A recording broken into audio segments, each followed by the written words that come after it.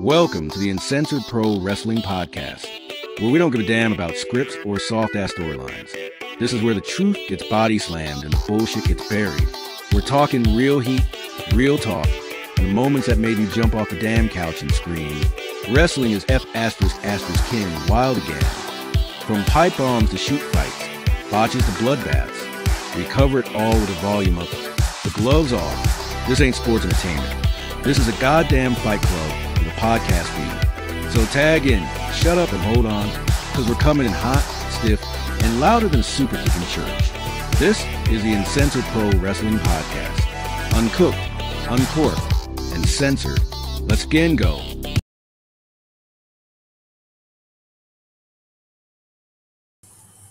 What's up, everybody? You are checking out the Uncensored Pro Wrestling Podcast. I am your host, the Hot Commodity NC, and today I'm giving you a quick recap of WWE NXT from July 29th, 2025. A lot's happening, so let's dive right into everything. The first match of the night, we see Jazymn Nyx with Fatal Influence taking on Jaida Parker. Jaida defeats Jazymn in a quick match after landing the Hypnotic, and Fatal Influence hasn't been doing so good. We do have Jacy Jayne, who is both the NXT Women's Champion and the TNA Women's Knockouts Champion. But Fatal Influence has been on a losing streak, and Jacy has been giving them the rundown for that. And Jaida Parker defeating Jazymn Nyx just adds to Jacy's fury.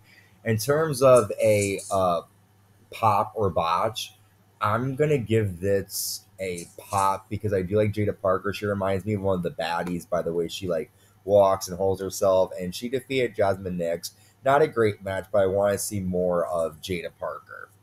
Next, Javon Evans comes out and he calls out the biggest dog in NXT. That's when TNA World Champion Trick Williams comes out. Trick says, "I'm hotter now than ever, so I suggest you shut up while adults are talking." Javon says, "Last week Undertaker chokeslammed your ass through hell. But I actually wasn't talking about you when I was talking about the big dog. I was talking about Oba Femi." Trick says, "Last week, Oba had lust in his eyes for my TNA Championship, but I think I'll take his title before he gets mine." And Javon says, "If you get in my way and my chance at a title shot, I'll take you out."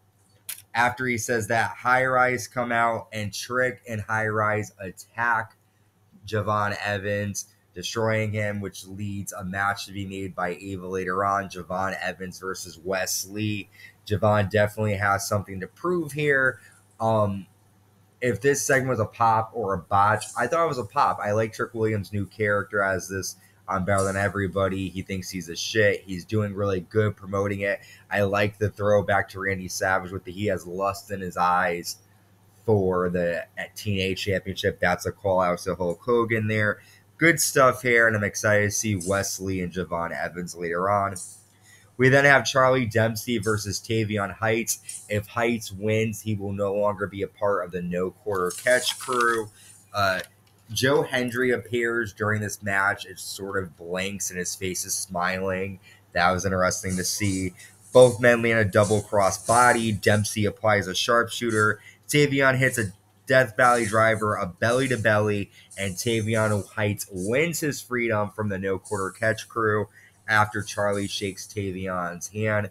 I give this match a botch. I did like their match a couple of weeks ago. I felt like they could have done a lot better with this match being Tavion's ultimate ending with No Quarter Catch crew. I didn't understand why his match was better a couple of weeks ago than this, but it was decent. I wonder what's going to be next for Tavion Heights and Charlie Dempsey. What is he going to do now that most of his members are gone?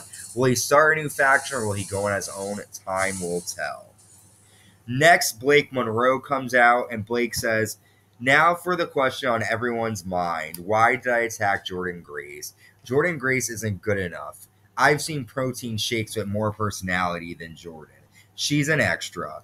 And then Blake shows a picture of Jordynne Grace when she was working as an extra for WWE. She says, "You can't have a champion that looks like this." And then she shows a photo of Jordynne Grace posing.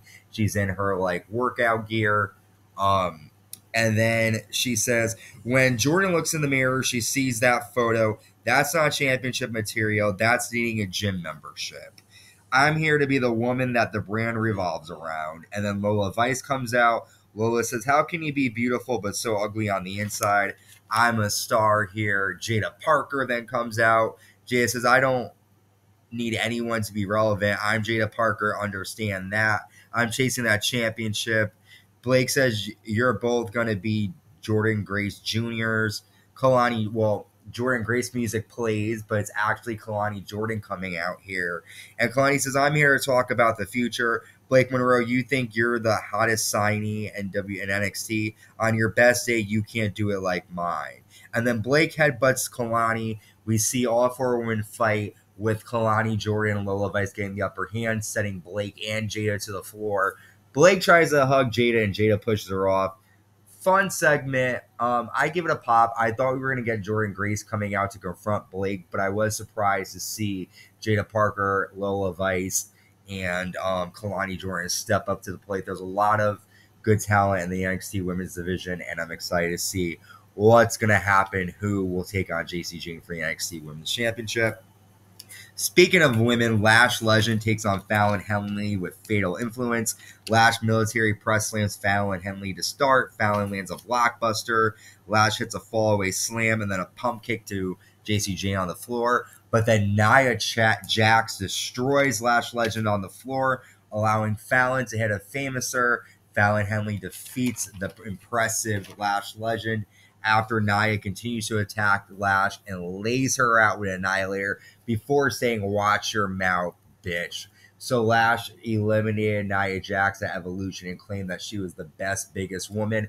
But Nia Jax came out and showed her that she's the irresistible force. The fans pop for Nia, and I give this the pop segment as well. I like seeing Nia return. I wasn't expecting it, and I hope Nia gets to fuck up some of the women in NXT before going back up to Raw or SmackDown. We see Yoshiki Inumura and Josh Briggs argue backstage, and then Yoshiki slaps Channing Stacks Lorenzo, which will probably lead to a match between the two of them. We then see Wes Lee with High Rise taking on Javon Evans. A great back-and-forth match. Trick Williams is on commentary. Javon attacks Wes Lee on the ramp before the bell. Javon lands a swanton coast-to-coast. He hits the froggy for a 2 count. That swanton coast-to-coast was sick. Wes Lee lands a cardiac kick, but Evan puts his foot on the ropes, and then Evans hits 2 super cutters, and Javon Evans defeats Wes Lee and shuts up Trick Williams here tonight on NXT. We then have the main event here, the NXT North American Champion, Ethan Page, defending against Santino Marella. Santino goes for the Cobra, but Ethan Page pokes Santino in the eyes, lands a twisted grin, and Ethan Page retains the North American Championship. I put this in the botch file. I didn't care about this. I like Santino Marella. I'm not a huge person when it comes to comedy and wrestling. I'm not a huge fan of it. But I do like Santino Marella, but this show could have ended a lot better than this main event. So, botch category. I like Ethan Page, but I want to see him fight really worthy challengers rather than Santino Marella.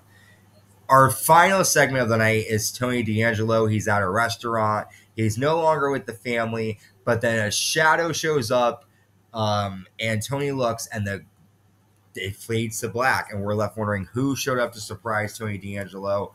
Decent segment. I give that a pop because I was curious to see what was going to happen next. All in all, this was a good NXT. The bell-to-bell matches were decent. My match or moment of the night that I'm going to talk about was probably the Wes Lee and Javon Evans. They had a great match.